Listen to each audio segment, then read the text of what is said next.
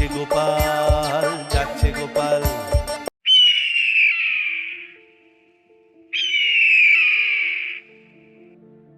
বন্ধুরা, তোমরা এসে গেছো? তাহলে আজকের গল্পটা শুনেই যাও। আজকের গল্প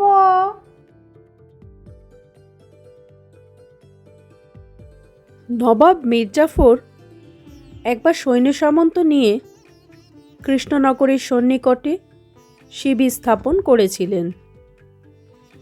এদিকে মহারাজ কৃষ্ণচন্দ্র পিতৃশ্রাদ্ধে একটি ষাঁড় উৎসর্গ করেছিলেন। পিতৃশ্রাদ্ধে উৎসর্গীকৃত সুন্দর ষাঁড়টি একদিন নবাব শিবিরের পাশ দিয়ে যাচ্ছিল। নধরকান্তি বিশিষ্ট ষাঁড়টি নবাব মির্জাফরের নজরে পড়ল। তিনি হৃষ্টপুষ্ট ওই ষাঁড়টি দূর থেকে নিরীক্ষণ করে উজিরকে বললেন, ये तो बहुत अच्छी रॉयल है, इसका गोश्त भी अच्छा होगा। उसे पकड़ने बोलो और कसाई को कल उसे काटने बोलो। खान समाने खाना बहुत अच्छा ही बनेगा। অতএব নবাবের হুকুমে বীতস্বর্গের ষাঁড়টি আটক করা হলো। রাজা কৃষ্ণচন্দ্র যথাসময়ে এই দুঃসংবাদ পেলেন। পিতৃশ্রাদ্ধের জন্য উৎসর্গীকৃত ষাঁড়টা নবাব আটক করেছেন এবং কাল ওটাকে কেটে খাবেন। এতে তার পিতা স্বর্গে গিয়েও সুখ পাবে না। দুরাচার যবন কিনা বৃষৎস্বর্গের ষাঁড়টা কেটে খাবে, কিন্তু উপায় বা কি? নবাব মির্জাফর ভীষণ একরোখা। একবার যখন তার লোলুপ দৃষ্টি ওই বাচ্চা ষাঁড়টার ওপর পড়েছে, তখন আর ষাঁড়টা ছাড়িয়ে আনার কোনো উপায় নেই। অনুরোধ ও উপরোধ করে কোনো কাজ হবে না। নবাব মির্জাফর বজ্জাত লোক।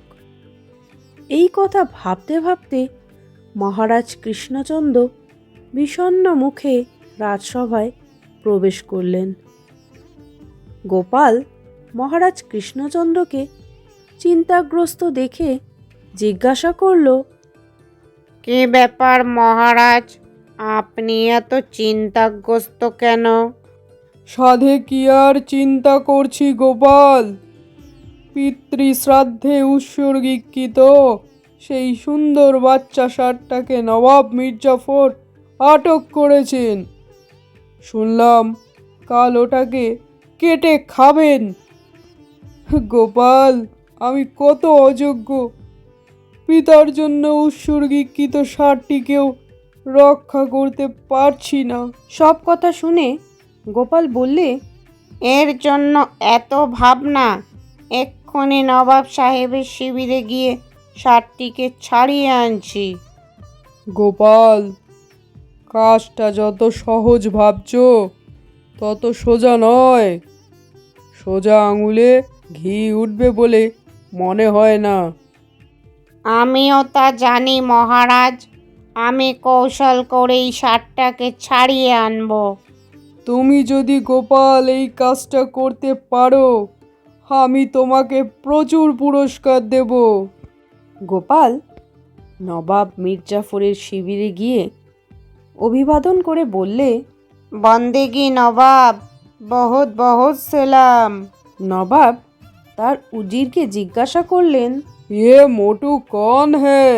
তখন উজির বললেন, हजरत, ये बहुत दिलचस्प आदमी है, राजा कृष्णचंद्र जी का भार है, बहुत अक्लमंदी भी है, हंसाता भी खूब। উজিরের কাছে গোপালের পরিচয় পেয়ে নবাব মির্জাফর গোপাল ভাঁড়ের সঙ্গে খোশ গল্পে মেতে উঠলেন। নবাবের শিবিরের বাইরেই বৃষৎস্বর্গের সেই ষাঁড়টি বাঁধা ছিল। কথায় কথায় গোপাল নবাবকে জিজ্ঞাসা করলে, হুজুর আলী, এই বয়েল আপকো কাহা মিলা? क्यों यहाँ मिला? मालूम होता बहुत चर्बी वाला बॉयल है, इसका गोश्त भी अच्छा ही होगा। গোপাল মুখ কাচুমাচু করে নবাবকে বললে, নবাব সাহেব ঠিকই বলেছেন, এটা খুব চর্বিওয়ালা, মাংসও ভালো হবে। লেকিন लेकिन लेकिन क्या है? হুজুর আলী, আপনাকে বলতে আমার খুব সংকোচ হচ্ছে। कोई बात नहीं, आप बोलिए। হুজুর আলী, এ বয়েল सिर्फ পয়মল खाता है। पॉयमॉल? पॉयमॉल क्या चीज़?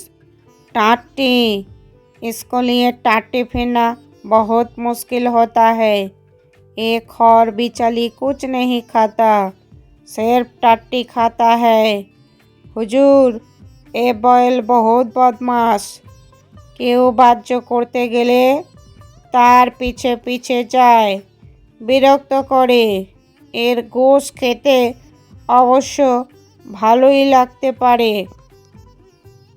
গোপাল ভাঁড়ের কথা শুনে মির্জাফর বললেন, তবা তবা, এ বয়েল এক্ষুনি ছেড়ে দিচ্ছি। এ বয়েল খাবার উপযুক্ত নয়। আপনি এসে আমার বহুত উপকার করেছেন ভাঁড়জি, নইলে এই পয়মল খাওয়া বয়েলের গোশ খেতে হতো। আমি আপনাকে এই উপকার করার জন্য 50টি মোহর পুরস্কার দিচ্ছি। অতএব গোপাল ভাঁড়ের বুদ্ধির কৌশলে বিষোৎসর্গের ষাঁড়টি নবাব মির্জাফরের কবল থেকে মুক্তি পেল। উপরন্তু গোপাল ভাঁড় মির্জাফরের কাছ থেকে পুরস্কার নিয়ে বগল বাজাতে বাজাতে মহারাজ কৃষ্ণচন্দ্রের কাছে উপস্থিত হলো। রাজা কৃষ্ণচন্দ্র সব ব্যাপার শুনে হেসেই অস্থির হলেন। গোপাল ভাঁড়কে 500 টাকা পুরস্কার দিয়ে বললেন, গোপাল, সত্যি তোমার তুলনা হয় না, তুমি অনন্য। গোপাল ভাঁড় 2 তরফ থেকে পুরস্কার পেয়ে ভুঁড়ি বাজাতে বাজাতে নিজের বাড়িতে ফিরে এলো। শুনলে তো তাহলে গোপাল ভাঁড়ের গল্প, কেমন লাগলো একখান কমেন্ট করে আমায় জানিও কিন্তু।